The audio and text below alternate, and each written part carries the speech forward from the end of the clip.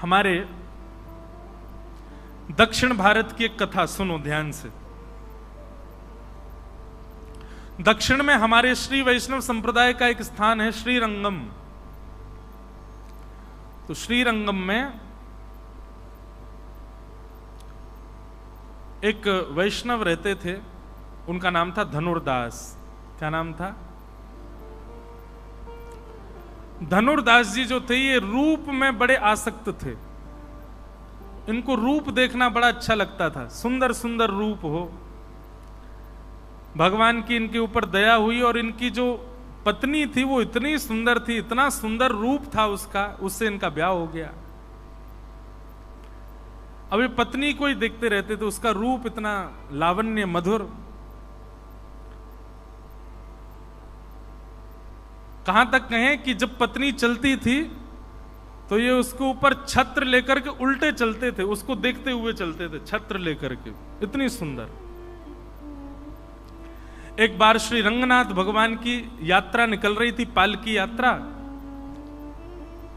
और उसी समय ये अपनी पत्नी को लेकर के कहीं जा रहे थे, ऐसे छतरी लेके उल्टे चल रहे थे। और वो ऐसे चल रही है, ये पीछे पीछे चल रहे हैं छतरी लेके, उसको देखते हुए। जैसे ही ये निकले तुम्हारा सब उपहास करने लगे, सब लोग आपस में बातें बनाने लगे, सब इनकी हंसी उड़ाने लगे। भाष्यकार स्वामी श्री रामानुजाचार्य जी की जब इन पर दृष्टि पड़ी, देखो संत की दृष्टि में कितना बल होता है। रामानुज स्वामी जी की जैसे इन पर दृष्टि पड़ी, उसको देख करके मुस्कुरा गए और तुरंत उन्होंने अपने सेवकों से कहा, इसको बुला करके लाना मेरे पास। धनुर्दास जी से कहा, तुमको स्वामी जी ने बुलाया, चलो।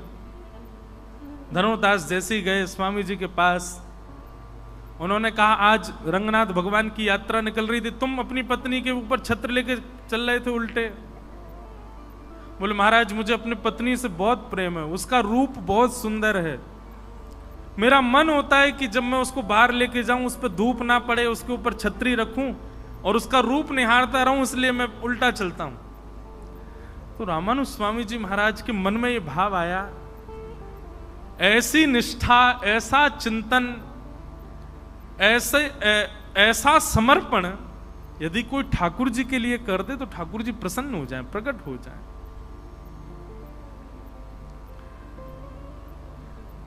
रामानुज स्वामी जी ने कहा, यदि तुम्हारी पत्नी से सुंदर यदि तुमको कोई दिख गया तो क्या करोगे? तो धनुर्दास बोले, हो ही नहीं सकता, मेरी पत्नी से सुंदर कोई नहीं होगा संसार में। बोले रामानुज स्वामी जी बोले, अगर हमने दिखा दिया तो? बोले, मैं वचन देता हूं सदा सर्वदा के लिए अंतिम प्राण श्वास पर्यंत उसका दास हो जाऊंगा, अगर मेरी पत्नी से सुंदर कोई हो तो। आचार्य की बात तो ठाकुर जी मानते हैं। रामानुज स्वामी जी ने तुरंत हाथ जोड़ करके ठाकुर जी से प्रार्थना की, नाथ योग्य है आपकी भक्ति के, क्यों? इसमें गुण पूरे हैं, निष्ठा पूरी है, समर्पण पूरा है, बस संसार के प्रति है। आपके प्रति हो जाए तो एक नंबर भक्त है आपका, कृपा करके इसको दर्शन करा दो। इतने में ही शंख चक्र गदा पद्म धारण किए श्रीमन नारायण भगवान सिर पर मुकुट धारण करके सुंदर मणियां जड़ित हैं, और ऐसे कमल नेत्र भगवान मंद मंद मुस्कुराते हुए जैसे ही प्रकट हुए, रामानुजाचार्य जी बोले, देखो दर्शन करो। धनुर्दास ने जैसे ही दर्शन किया, आहा क्या वर्णन करें उस रूप का। वो तो देखता ही रह गया, देख करके मंत्रमुग्ध हो गया, आनंदित हो गया। एक क्षण दिखने के बाद ठाकुर जी अंतर ध्यान हो गए। जैसे ही ठाकुर जी अंतर ध्यान हुए, रामानुजाचार्य जी के चरणों में गिर गया, मुझे फिर दिखा दो, फिर से दर्शन करा दो। रामानुजाचार्य जी बोले, अब सदा के लिए इनके दास बन जाओ, जैसे अपनी पत्नी के दास बन गए ऐसे इनके दास बन जाओ। अब तो महाराज उसके चित्त में ऐसी भावना आ गई कि अब पत्नी का रूप सुहाता ही नहीं है उसको, बल्कि घर गया, पत्नी को ही लेके आया। पत्नी बोली, आज छतरी नहीं उठाओगे? बोले, नहीं, छतरी वतरी नीचे, ऐसी चलो तुम। रामानुज स्वामी जी के चरणों में जाके कहा, इसको भी उन्हीं का दास बना, तो दोनों मिलके भजन करेंगे। स्वामी जी की कृपा से दोनों दंपति भगवत भक्त हो गए। अब बताओ, धनुर्दास का ना तो भजन था, ना तो नाम जप था, ना जीवन में कोई भी ऐसी योग्यता थी, केवल भजनानंदी महापुरुष की दृष्टि पड़ गई और उससे उसके चित्त में भजन भाव प्रकट हो गया। भगवान यही तो कह रहे हैं यहां पर, मैया मन को सुधारने का एक ही तरीका है, जो मेरा स्मरण करते हैं, मेरा भजन करते हैं, मेरा चिंतन करते हैं, मेरे ध्यान में सदैव रहते हैं, उनके बीच में जाया करो। क्या पता कब वो प्रेम भर के तुमको देख लें। उनकी कृपा से ही मन सुधर सकता है मैया, और कोई उपाय नहीं मन को सुधारने का।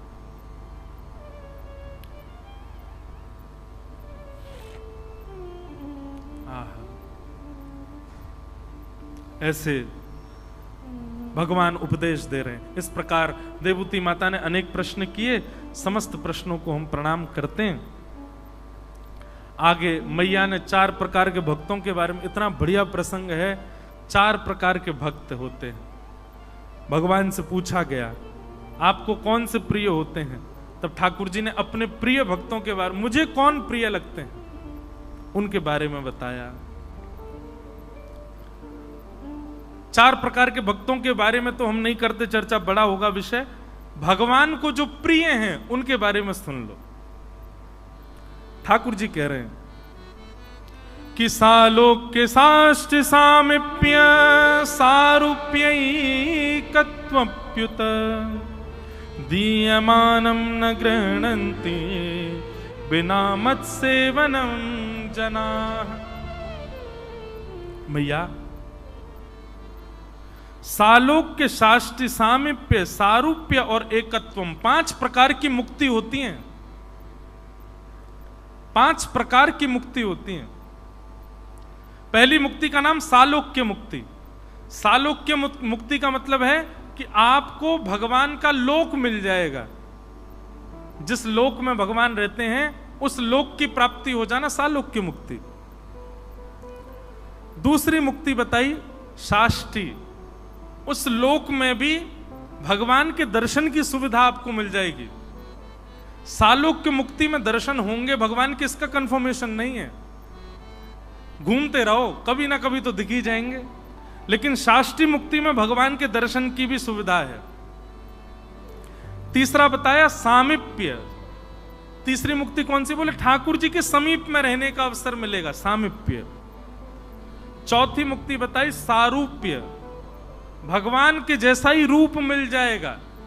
और 5वीं मुक्ति बताई एकत्वम, भगवान में ही विलीन हो जाओगे।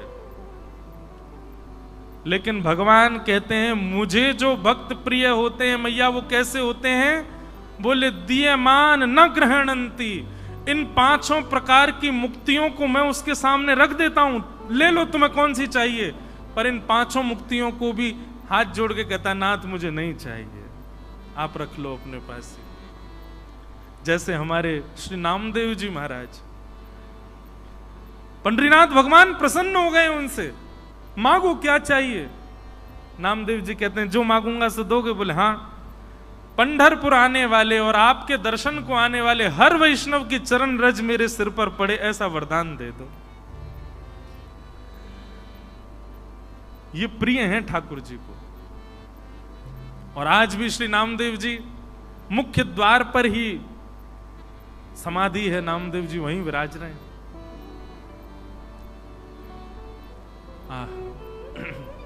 ऐसी भक्ति, ऐसा प्रेम मांगने वाले हमारे ब्रज में गाते हैं, कहा करूं वैकुंठ ही जाए जहां नहीं नंद, जहां नहीं यशोदा, जहां नहीं नंद, जहां नहीं यशोदा, जहां नहीं गोपी ग्वाल और गाए, कहा करूं वैकुंठ जाए, कहा करूं वैकुंठ ही जाए। ब्रजवासी गा रहे हैं, बोले हम क्या करेंगे वैकुंठ जाके, हमें ना ही चाहिए वैकुंठ। एक कथा आती है भागवत में ही कि एक बार ब्रजवासियों को पता चल गया कि ठाकुर जी भगवान है। सब ब्रजवासियों ने ठाकुर जी को घेर लिया, बोले लाला तू भगवान है? ठाकुर जी बोले मैं कहता रहूं कि मैं भगवान हूं तब तक तुम मानो ना हो, और अब अपने आप बोल रहे हो कि मैं भगवान हूं। वो नाला सांची बता तू भगवान है? ठाकुर जी बोले हम मैं हूं तो। बोले लाला एक काम करेगा? बोले हाँ, नेक अपने वैकुंठ को दर्शन कराए दे हमें। सब ब्रजवासी बोले अपने वैकुंठ को दर्शन करा दे। ठाकुर जी बोले चलो सबको दिखा के लाऊं, और सब ब्रजवासियों को लेकर के ठाकुर जी वैकुंठ गए। वैकुंठ का दर्शन कर रहे हैं ब्रजवासी। आहा, सुंदर सुंदर अप्सराएं खड़ी हैं, जय विजय पार्षद भगवान के आगे नतमस्तक हो रहे हैं। सूर्य चंद्र आदि सब देवता वहां पर हाथ जोड़ करके खड़े हैं। डुमडुमियां बज रही हैं, नगाड़े बज रहे हैं, ढोल ताशे बज रहे हैं, सुंदर ब्यार बह रही है, सुंदर सुंदर पुष्प वृक्ष आदि नदियां, अद्भुत। भोजन की इच्छा हो गई, 56 भोग प्रकट हो गए। सोने की इच्छा हो गई तो अद्भुत कक्ष प्रकट हो गया। ऐसे सुंदर वैकुंठ का दर्शन किया सब ब्रजवासियों ने, और पूरे वैकुंठ का दर्शन, भोग विलास की सारी सामग्री वहां पर, कोई कमी नहीं है। मधुमंगल श्रीदामा तो बिस्तरन पर कूद कूद के देख रहे हैं, बोले लाला ये तो बहुत जोर के हैं, हम तो यहीं सो जाएं। नदी का जल पान करते हैं, ऐसा शीतल जल महाराज कि पूरा गला से लेके नीचे तक तर हो जाए। प्रसाद ऐसा तो स्वाद आज तक चखा ही नहीं किसी ने, इतना सुंदर प्रसाद। व्यवस्थाएं देख करके सब ब्रजवासी आनंदित हो गए। पूरे वैकुंठ का दर्शन कराया, और वैकुंठ का दर्शन करा करके भगवान ब्रजवासियों से बोले कहो कैसा लगा हमारा वैकुंठ? सब ब्रजवासी बोले लाला बहुत जोर को है, बहुत बढ़िया है। देखियो कैसे तेरे यहां नौकर चाकर काम कर रहे हैं, कैसी अप्सरा घूम रही है, कैसे देवी देवता आदि, कैसी नदी, कैसे पहाड़, कैसे कितना सुंदर। ठाकुर जी बोले अब देखो आप लोगों को पता चल गया कि मैं भगवान हूं और ये वैकुंठ है, अब आप सबके यहीं हम कमरे खुलवा देते हैं, यहीं रह जाओ। जैसे ही ठाकुर जी ने ये बात की सब ब्रजवासी रोने लगे, पाम पकड़ लिए, बोले लाला तेरे पाम पूज रहे हैं, यहाँ सब सुख होएगा लेकिन फिर भी हम यहाँ ना रह सके, तू हमें वृंदावन ही ले चल। हम रहेंगे तो वृंदावन में ही, दर्शन कर लेंगे, यहाँ को सुख ले लेंगे, सबका छुए, पर रहवे की बात करेगा तो हम वृंदावन ही जाएंगे, हम या वैकुंठ में रह ना सके लाला। ये ब्रजवासी, तो भगवान को कौन प्रिय है? ठाकुर जी कहते हैं मैं उसके सामने लोक संपदा धर दूं, वो कहता नहीं चाहिए नाथ आप चाहिए। कुम्मन दास जी का एक प्रसंग याद आ रहा है। कुम्मन दास जी, उनकी गोद में ठाकुर जी खेलते थे। हमारे जैसे पंढरपुर में श्री तुकाराम जी, नामदेव जी, जनाबाई आदि आदि ऐसे अनेक संत ठाकुर जी को रिझाने के लिए प्रकट हुए, ऐसे ही हमारे गिरिराज जी में, गोवर्धन में अभी 400-500 वर्ष पहले इन्हीं समकालों में अष्ट सखा प्रकट हुए, 8 सखा। उनमें से एक हैं श्री कुम्भन दास। उन कुम्भन दास जी की भक्ति से प्रसन्न होकर ठाकुर जी उनकी गोद में खेलते थे। और इतना ही नहीं, कुम्भन दास जी जब हल जोतते थे, हल चलाते थे अपने खेत में, ठाकुर जी ऐसे अपनी पीतांबरी में बीज लेकर के और ठाकुर जी पीछे उछालते हुए चलते थे कुम्भन दास। आज भी वो खेत हैं हमारे गोवर्धन में, चंद्र सरोवर के पास में। कुम्भन दास जी की गोद में ठाकुर जी बैठे थे और ठाकुर जी कुम्भन दास जी से कुछ चर्चा कर रहे थे। नेक्स्ट से लाला, अच्छा ब्रज में लाला 4 वर्ष के ही रहते हैं, उससे बड़े नहीं होते। 4 वर्ष के ठाकुर जी कुम्भन दास जी की दाढ़ी ऐसे खींच रहे और कुम्भना कुम्भना कह करके बात कर रहे ठाकुर जी कुम्भन दास जी से। कुम्भन दास जी अपना तिलक स्वरूप कर रहे थे। इतने में ही ठाकुर जी को दया आ गई कुम्भन दास पर। ठाकुर जी बोले ये कुम्भना बेचारो इतनो दीन दुखियारो, या के घर में भोजन के काजे भी सामग्री नहीं है, तिलक स्वरूप करवे के काजे आरसी भी नहीं है, बैठवे के काजे आसन भी नहीं है। ठाकुर जी बोले न लक्ष्मी की कृपा करूं या के ऊपर। वो कैसे कृपा करी?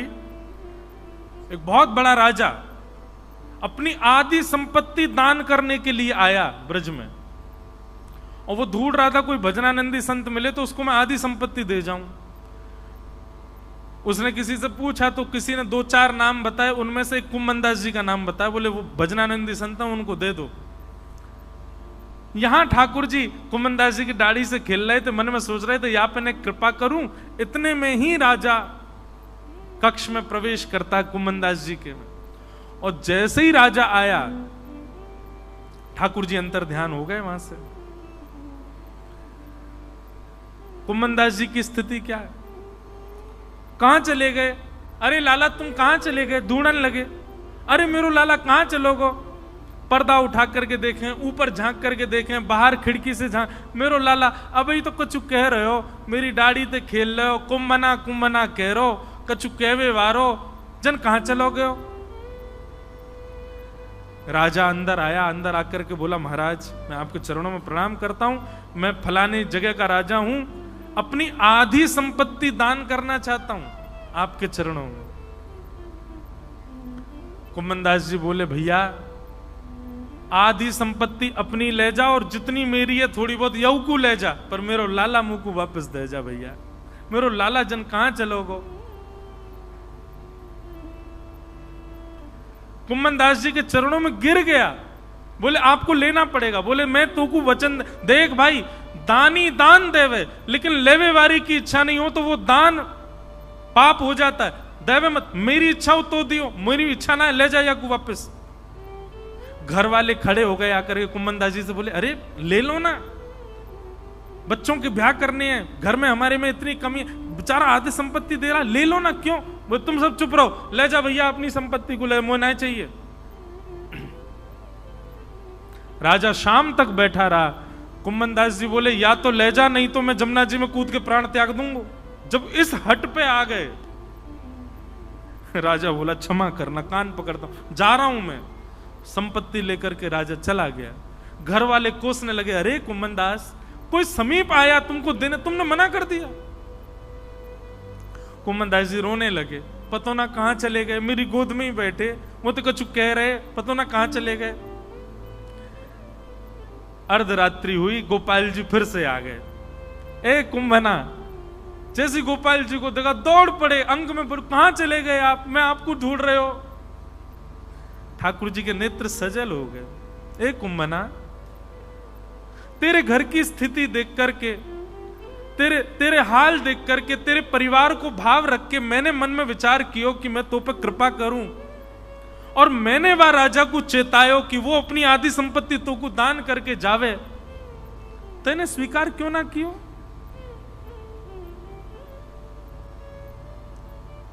कुम्मनदास जी का उत्तर इतना सुंदर।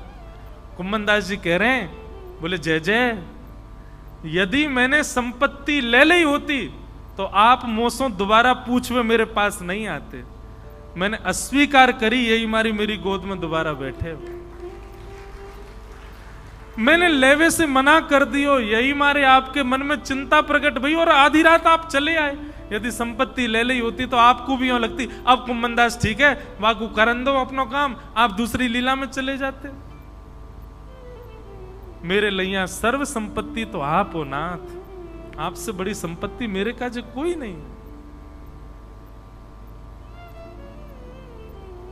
ये प्रिय हैं ठाकुर जी को।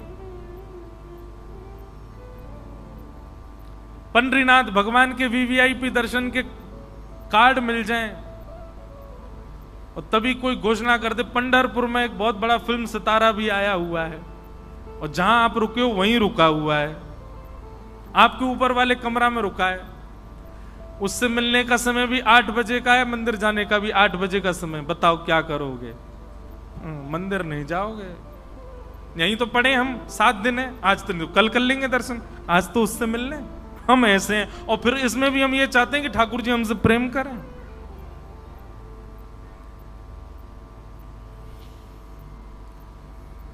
इस प्रकार कपिल भगवान ने अपने प्रिय भक्तों के लक्षण बताए। आगे भागवत में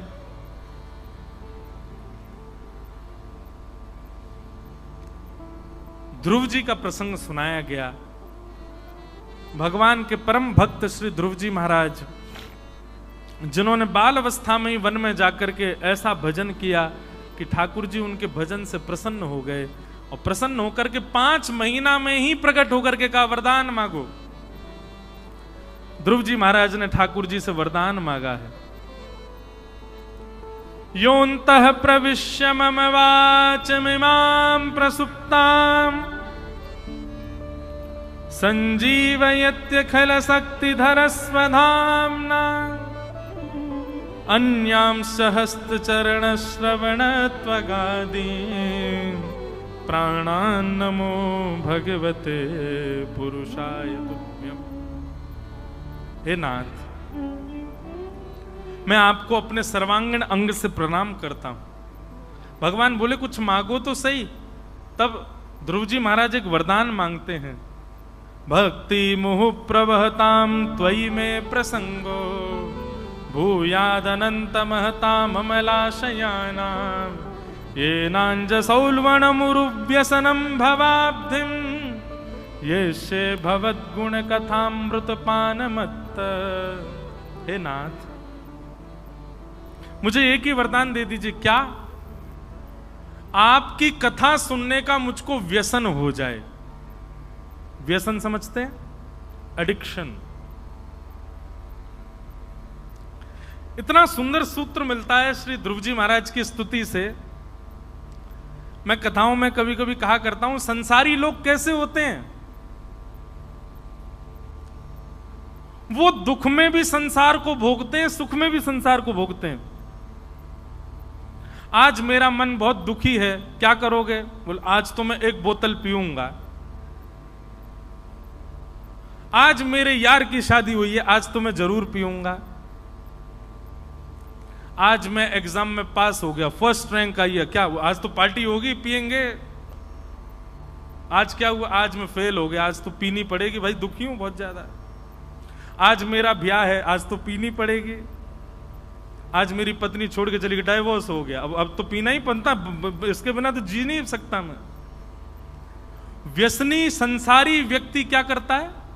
सुख में भी व्यसन भोगता है, दुख में भी व्यसन भोगता है, और केवल बहाने ढूंढता है। आज तो बुआ के बच्चे घर आए हैं, रात में पार्टी होगी। आज बुआ के बच्चे जा रहे हैं तो दुख में पार्टी होगी। अब मैं रहा हूं ना आजकल के बच्चों के बीच, पता है मुझे कैसे होते हैं। हर चीज में उनको व्यसन चाहिए। लेकिन भक्त क्यों केवल एक ही चीज को सोच के रखता है? भक्त का भी ऐसा स्वरूप होना चाहिए। आज फर्स्ट आया हूं, आज तो हरिनाम संकीर्तन होगा। आज मैं फेल हो गया भैया, दुख में हरिनाम संकीर्तन होगा। आज मेरा ब्याह है, आज हम कथा सुनने जाएंगे। आज मेरा ब्याह टूट गया, आज भी कथा सुनने जाएंगे। आज मेरे बुआ के बच्चे आ रहे, आज तो हरिनाम संकीर्तन करना ही पड़ेगा। आज मैं बहुत दुखी हूं, आज तो हरिनाम संकीर्तन के बिना चलेगा ही नहीं। ऐसी स्थिति मांग रहे हैं कौन? श्री ध्रुव जी महाराज कि नाथ, जिस प्रकार व्यसनी व्यक्ति व्यसन भोगने के लिए बहाने ढूंढता है, ऐसे ही मैं भी आपके भजन के लिए बहाने ढूंढा करूं। ऐसी कृपा मुझ पर कर दो। भगवान ने ध्रुव जी के ऊपर कृपा की और कृपा करके कहा, ध्रुव तुम मेरे परम भागवत भक्त हो, लेकिन क्योंकि तुम्हारे मन में इच्छा थी कि तुमको राज्य गद्दी पर बैठना है, तो 36,000 वर्ष के लिए तुम राजा बनोगे पहले, उसके बाद मेरी प्राप्ति होगी। ध्रुव जी महाराज 36,000 वर्ष तक पृथ्वी पर राजा रहे और उसके बाद आज भी ध्रुवलोक में विराजमान है। बोलो भक्त वत्सल भगवान की। ये ध्रुवलोक जो है, ये ध्रुव तारा जो हमको दिखाई देता है, ये श्री ध्रुव जी महाराज का लोक है। वहां ध्रुव जी विराजमान है। हमारे पूज्य नाना जी एक बात कहते थे, ये तारा सुबह ही सुबह क्यों चमकता है? बोले पूरे दिन तो ध्रुव जी इस पर बैठ के भजन करते हैं, लेकिन ब्रह्म मुहूर्त के समय पर भगवान ध्रुव जी से मिलने के लिए जाते हैं, इसलिए ध्रुव जी पूरे लोक को सजाते हैं, इसलिए वो चमकता है, उसका दर्शन होता है। हमारे पूज्य नाना जी कहते ब्रह्म मुहूर्त में उठ करके ध्रुवलोक का दर्शन करने हो तो आप ये विचार कर सकते हो ध्रुव तारे को देखते समय कि इस वक्त नारायण भगवान यही हैं। पूरे दिन की नहीं पता हो सकता, लेकिन ब्रह्म मुहूर्त में ठाकुर जी वहीं होते हैं, ध्रुव लोक में होते हैं, ध्रुव जी के पास होते हैं।